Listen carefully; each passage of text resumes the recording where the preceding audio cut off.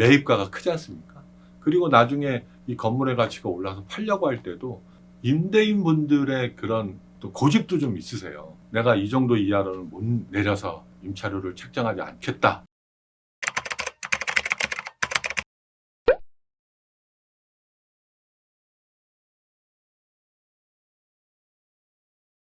안녕하세요.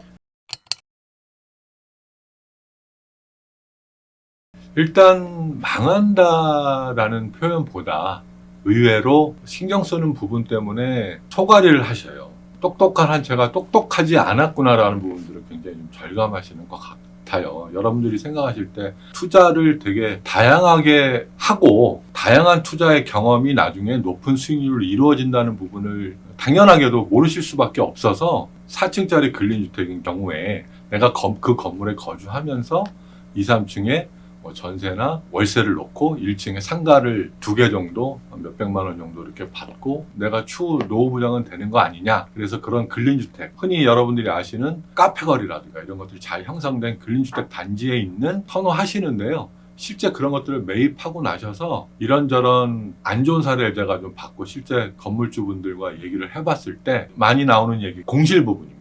주변 상권이 활성화되리라고 예상을 하셨기 때문에 이제 매입을 하시는데 최근 코로나를 거치면서 상가 쪽으로 들어가는 그런 업종들이 많이 제한이 됐죠. 뭐 인터넷이라든가 이런 온라인 매체들이 그것을 대체하는, 그래서 어떤 업종별로 오프라인 쪽으로 들어가는 부분들이 제약이 됐고 높은 그런 임대료 때문에 특히 1층 상가에는 많이 없는 경우가 많아요. 여러분들이 뭐 흔히 접하시는 은행도 최근에는 다 2층으로 올라가는 마당이지 않습니까?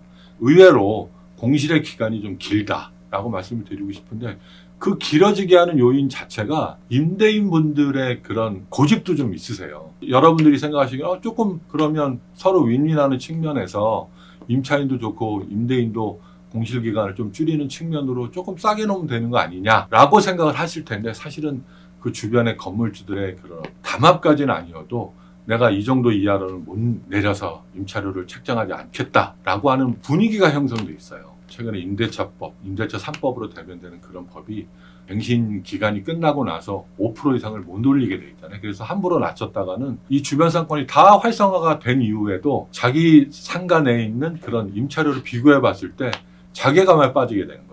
근데 사실은 뭐가 맞다, 뭐가 틀리다 이런 부분을 저도 말씀드리기 좀 쉽진 않으나 공실 부분이 좀 장기화되는 경우가 있거든요. 그래서 본인들이 계획했던 최초의 그 똑똑한 한 채가 똑똑하지 않는 그런 경우가 좀 왕왕 있더라라는 것을 좀 봤습니다. 희망을 안고 들어가셨으나 그 관리 부분에 있어서 의외의 하자가 좀 많이 있습니다. 이제 계약 부분도 좀 꼼꼼히 하셔야 될 게 계약 자체에서부터 하자 부분을 다 안고 넘어오시는 경우가 좀 있거든요. 그래서 계약 부분을 한번 좀 짚어 보셔야 될 것 같고요. 그리고 의외로 근린주택으로 대변되는 꼬마 빌딩들이 하자가 좀 많습니다.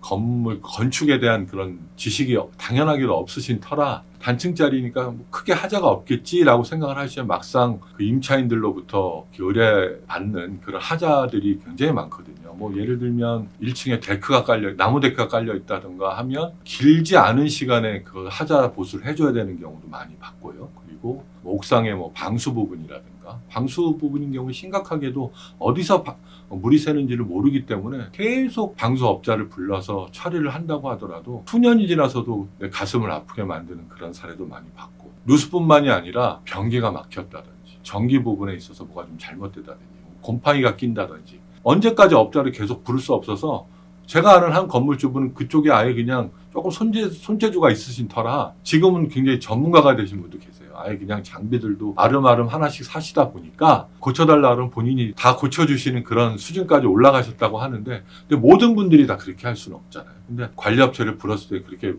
나가는 비용이 만만치 않다라는 부분이 있음을 좀 상기해 주셔야 될 것 같습니다. 6개월이 멀다 하고 계속 바뀌어져 왔지 않습니까? 똑똑한 한 채에 대한 그 로망이 무너지는 가장 큰 이유 중에 하나도 세금이라고 볼 수 있겠어요. 왜 그러냐면 매입가가 크지 않습니까? 이 건물의 가치가 올라서 팔려고 할 때도 양도세 부분이 의외로 만만치가 않은 경우를 좀 많이 봅니다. 내가 이 한 채를 쭉 그냥 죽을 때까지 가지고 갈 거야 라고 세우면은 마음을 먹으셨더라도 이 상황이 바뀌면서 뭐 매도를 했을 경우에 그분의 상황에 따라서 양도세 부분에 있어서 제법 많이 나오는 경우를 또 심심치 않게 봤거든요. 정확한 매도 시점이 언제라고 딱 특정되어 있지 않기 때문에 그분의 상황에 따라서 생각보다 많은 세금으로 인해서 스트레스를 받으실 수도 있다. 그래서 세금 부분도 의외로 만만치 않는 부분이다라는 것을 좀 말씀드리고 싶네요. 공시의 위험과 투자처, 투자 지역과는 거의 비례를 한다고 생각하는 편이에요. 저한테 의견을 물어보셨으니까 그 두 개, 지금 PD님이 말씀하신 두 개를만 놓고 본다면 당연히 대학가에 월세가 자주 나오는, 공실이 거의 없이 나오는 물건을 추천드리고 싶네요.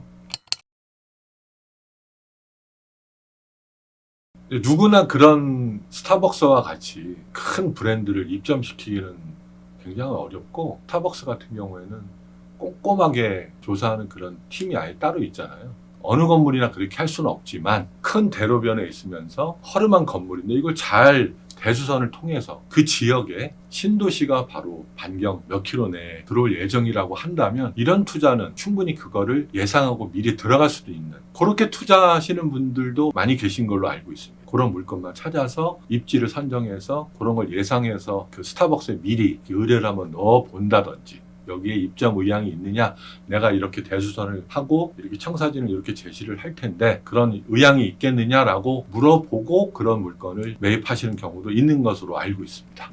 네, 감사합니다. 이래서 서울 하는구나. 지금은 그 물건이 약 40억 원을 넘어가면서 굉장히 흡족해 하시는, 굉장히 잘된 투자라고 생각을 하시고, 그러면서 이분이 저한테